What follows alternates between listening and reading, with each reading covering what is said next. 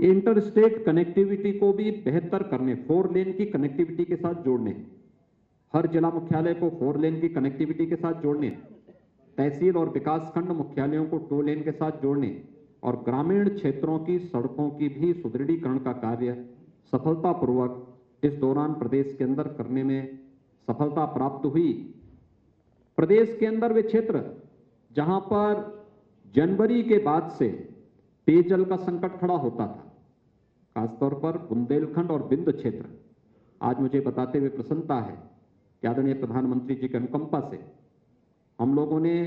बुंदेलखंड में जल जीवन मिशन के अंतर्गत वहां पर हर घर नल की योजना लागू कर दी है और इस वर्ष के अंत तक प्रयास है कि ज्यादातर गांवों में शुद्ध पेयजल की आपूर्ति होती हुई दिखाई देगी। यानी ये एक व्यापक परिवर्तन के कारण है। हमने खेत को भी पानी दिया, हर घर को भी शुद्ध पेयजल की आपूर्ति के साथ जोड़ने का कार्य किया जा रहा है और यह बुंदेलखंड क्षेत्र के साथ एक बुंदेलखंड और बिंद क्षेत्र में यह कार्य जहां प्रारंभ हो चुका है, वहीं प्रदेश के 30,000 अन्य राजस्व गांवों के लिए भी जल जीवन मिशन के अंतर्गत शुद्ध पेयजल की आपूर्ति के लिए डीपीआर की कार्रवाई अंतिम चरणों में चल रही है और बहुत शीघ्र इन 30,000 गांवों के लिए भी पेयजल की आपूर्ति की कार्रवाई जल जीवन मिशन के अंतर्गत लागू करने का कार्य प्रदेश सरकार करने जा रही है। ये केवल पेयजल की स्कीम लाना नहीं, 10 वर्षों तक वहां पर इस योजना को सफलतापूर्वक संचालन करने की जिम्मेदारी भी उस कार्यदायी संस्था को निभाना है, जो कार्यदायी संस्था इस स्कीम को वहां पे लागू करेगी और यह कार्य यहां पर हम लोग प्रदेश के अंदर सफलतापूर्वक लागू किए हैं। प्रदेश के अंदर निराश्रित गो आश्रय स्थलों के लिए भी प्रदेश सरकार ने व्यापक कार्य योजना बनाकर उसे लागू किया। मुझे बताते हुए प्रसन्नता है कि हम लोगों ने इस संबंध में 3 स्कीम पहले से ही लागू की है, जिसमें निराश्रित गो आश्रय स्थल जो प्रदेश सरकार के द्वारा संचालित ग्रामीण और शहरी दोनों क्षेत्रों में संचालित हो रही है, जिसमें 5.5 लाख से अधिक गोवंश हमारे पास पहले से निराश्रित गो आश्रय स्थलों में है। दूसरी स्कीम हमारी इसमें है जिसमें सहभागिता योजना के अंतर्गत अगर कोई किसान अपने घर में एक एयरटेक किए हुए गोवंश को रखता है तो उस गोवंश को हम एक किसान परिवार को अधिक से अधिक 4 गोवंश तक उपलब्ध कराते हैं, तो वह किसान परिवार को हम लोग 900 रुपये प्रति गोवंश हर महीने भी उपलब्ध करवाते हैं। हर महीने इसका भौतिक सत्यापन भी होता है। लगभग 80,000 गोवंश इस प्रकार से किसान परिवारों को उपलब्ध कराए गए हैं और मुझे बताते हुए प्रसन्नता है कि निराश्रित गौ आश्रय स्थलों से प्रदेश सरकार ने उन परिवारों को जो कुपोषित परिवार हैं, उन कुपोषित परिवारों को एक दूध देने वाली गाय भी उपलब्ध कराया, जिसमें गाय के साथ साथ 900 रुपये प्रति माह उन कुपोषित परिवारों को देने की योजना भी प्रदेश के अंदर लागू की गई है और बहुत सारे कुपोषित परिवार इस योजना का लाभ ले रहे हैं, जिसमें गाय के साथ साथ 900 रुपये प्रति माह उस परिवार को उस सेवा के बदले मिल रहे हैं। सरकार ने यह भी निर्णय लिया है कि वह हर न्याय पंचायत स्तर पर निराश्रित गो आश्रय स्थलों की स्थापना के कार्य को युद्ध स्तर पर आगे बढ़ाएगी। एंटी भूमाफिया टास्क फोर्स ने प्रदेश के अंदर इस दौरान अच्छा काम किया। 60,62,000 से अधिक जो वाद थे उसका निस्तारण किया। 54,000 हेक्टेयर से अधिक लैंड को भूमाफियाओं के कब्जे से मुक्त कराने में हमें सफलता प्राप्त हुई और ये भूमाफियाओं के कब्जे से छुड़ाई गई भूमि ये हमारे लिए प्रदेश के अंदर निवेश के लिए एक लैंड बैंक का भी काम की, लेकिन साथ साथ यह उन गरीब परिवारों को जिनके पास अभी तक अपना आवास बनाने के लिए कोई भूमि नहीं थी, उन्हें भूमि का पट्टा वहां पर उपलब्ध कराने में भी हमें मदद मिली। प्रधानमंत्री स्वामित्व योजना के माध्यम से प्रदेश के अंदर 2 लाख से अधिक भू स्वामियों को उनकी जिस जमीन पर उनका मकान है उसका स्वामित्व के कागजात भी उन्हें उपलब्ध कराने में सफलता प्राप्त हुई। तो विरासत अभियान के माध्यम से भी 8,87,000 से अधिक ऐसे प्रकरण थे जिसके माध्यम से हम लोगों ने प्रदेश के अंदर सफलता प्राप्त की और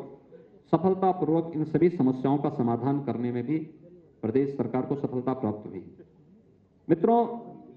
ये वही प्रदेश है जहां पर कोई निवेशक निवेश नहीं करना चाहता था। और मुझे बताते हुए प्रसन्नता है कि पिछले 4 वर्ष के दौरान प्रदेश के अंदर 3 लाख करोड़ रुपए से अधिक का निवेश प्रदेश के अंदर हुआ। 35 लाख से अधिक प्रदेश के युवाओं को सीधे सीधे इससे नौकरी वहां पर उपलब्ध हुई। ये प्रदेश के अंदर निवेश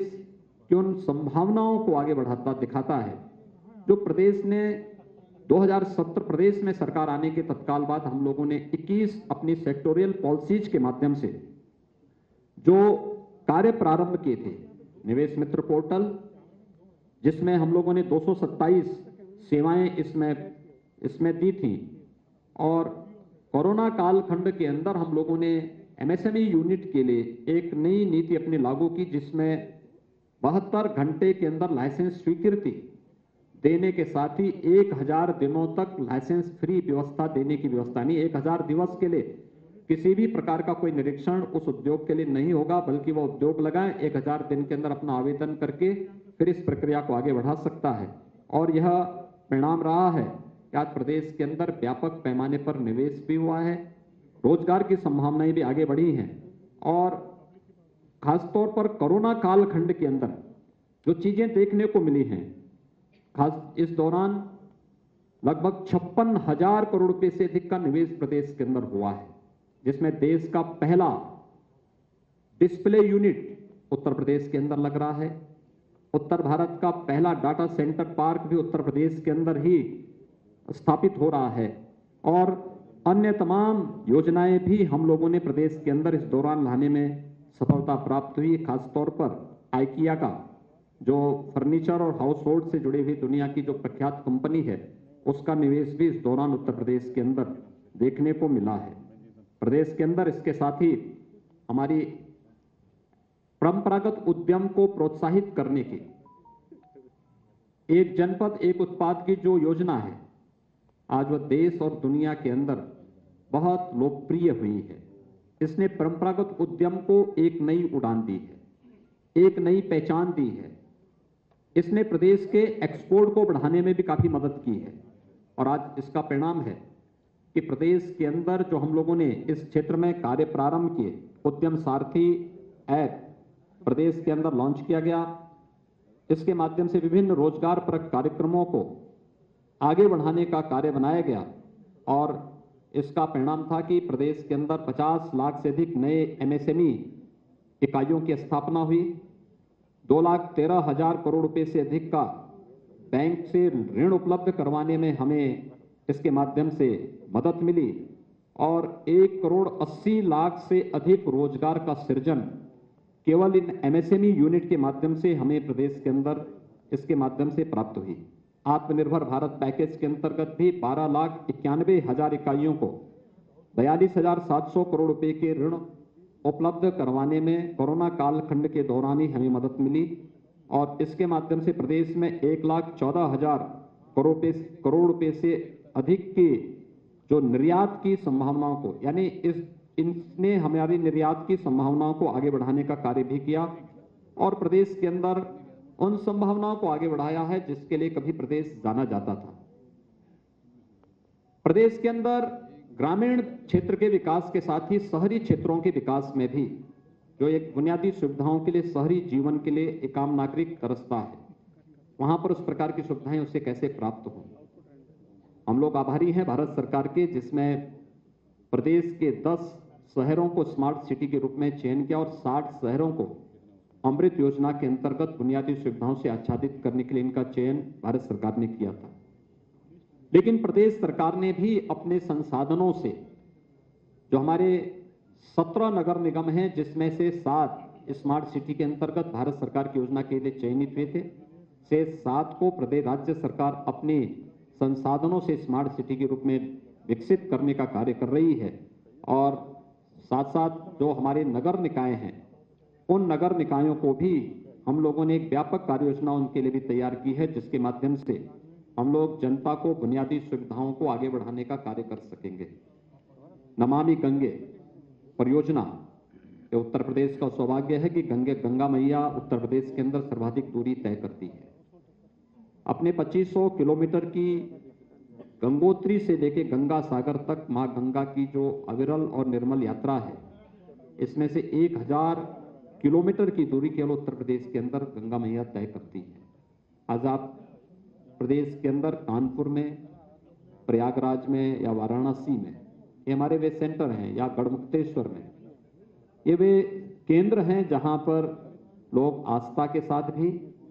और अपने औद्योगिक विकास की दृष्टि से भी जब उन क्षेत्रों का भ्रमण करते हैं तो बरबस उनके सामने मां गंगा का दृश्य सामने होता है। याद करिए, नमामि गंगे परियोजना के पहले कानपुर सबसे क्रिटिकल पॉइंट था नमामि गंगे परियोजना का, अविरल और निर्मल गंगा का। कानपुर में किस प्रकार की स्थिति थी? अकेले कानपुर के एक स्थान पर ही 14 करोड़ लीटर सीवर गिरता था। आज वहां पर एक बूंद भी सीवर नहीं गिरता है। यही नहीं, कानपुर के नीचे आने पर, आप जब कानपुर के नीचे प्रयागराज की तरफ जाते थे, जलीय जीव पूरी तरह नष्ट हो गए थे। आज फिर से वहां पर जलीय जीव देखने को मिल सकते हैं और गंगा जिस डॉल्फिन के कारण विख्यात हुई थी, डॉल्फिन के दर्शन फिर से हमें गंगा की निर्मल धारा के साथ देखने को मिल सकता है। प्रयागराज कुंभ इसका एक बहुत अच्छा उदाहरण है, क्योंकि प्रयागराज कुंभ ने व्यवस्था, सुरक्षा और स्वच्छता का एक मानक वैश्विक मंच पर कुंभ जैसे आयोजन के माध्यम से रखा था। इसके पीछे आदरणीय प्रधानमंत्री जी की सोच तो थी, उनका मार्गदर्शन भी था, लेकिन साथ साथ गंगा की नमामि गंगे परियोजना की सफलता भी इस आयोजन के साथ जुड़ी हुई थी। गंगा की निर्मल जल की धारा ने प्रयागराज कुंभ को और एक नई ऊंचाई तक पहुंचाने में बहुत बड़ी मदद की थी और ये कार्य सफलतापूर्वक हम लोगों ने उस अवसर पर किया। गंगा केवल हमारी आस्था का ही नहीं बल्कि अर्थव्यवस्था का भी आधार है। आज देश का पहला जो जल मार्ग है वह उत्तर प्रदेश के अंदर हल्दिया से वाराणसी तक बनकर के तैयार हो चुका है और इसमें कोरोना कालखंड के अंदर बहुत सारी चीजों को प्रदेश के अंदर खाद्यान्न, सब्जी, फल आदि को एक्सपोर्ट करने का उपयोग हम लोगों ने इस जल मार्ग का किया था। प्रयागराज तक इस मार्ग को बढ़ाने की कार्रवाई युद्ध स्तर पर चल रही है और इसके बहुत अच्छे और सार्थक परिणाम बहुत जल्दी सामने आएंगे। लेकिन साथ साथ पहली बार गंगा यात्रा का आयोजन भी प्रदेश के अंदर हो और ये यात्रा आस्था के साथ साथ अर्थव्यवस्था को भी एक नई ऊंचाई दे सके, इस दृष्टि से इस पर कार्य हुआ था और विगत वर्ष इसको हमारी सरकार ने सफलतापूर्वक प्रदेश के अंदर आयोजित किया। देश के अंदर गरीब शासन के एजेंडे का हिस्सा हो सकता है, ये नारों तक तो सीमित था। हकीकत क्या थी? 2017 के पहले प्रदेश के अंदर कई जनपदों में भूख से मौत के उदाहरण सामने आते थे। राशन कार्ड नहीं थे, खाद्यान्न घोटाले की शिकायत मिलती थी, टेक्नोलॉजी को इसके साथ जोड़ने का प्रयास नहीं होता था। आज मुझे बताते हुए प्रसन्नता है कि प्रदेश के सभी 80,000 राशन की दुकानें हम लोगों ने ई-पॉस मशीन के साथ जोड़ी है और प्रदेश के अंदर नेशनल पोर्टेबिलिटी के साथ जोड़ने के साथ उत्तर प्रदेश का कोई भी नागरिक जिसने उत्तर प्रदेश के अंदर राशन कार्ड बनाया है वह नेशनल पोर्टेबिलिटी के माध्यम से देश के अंदर किसी भी अन्य राज्य में जाकर के वहां राशन की सुविधा का लाभ प्राप्त कर सकता है। ई-पॉस मशीन और नेशनल पोर्टेबिलिटी के माध्यम से प्रदेश ने इस तकनीक का उपयोग करके 1200 करोड़ रुपए की राजस्व की सालाना बचत भी की है। यही चीजें बताती हैं कि 1200 करोड़ रुपए कहीं ना कहीं ये बेईमानी और भ्रष्टाचार की भेंट चढ़ जाते थे। आज सरकार ने इसका लाभ भी प्राप्त किया है। प्रदेश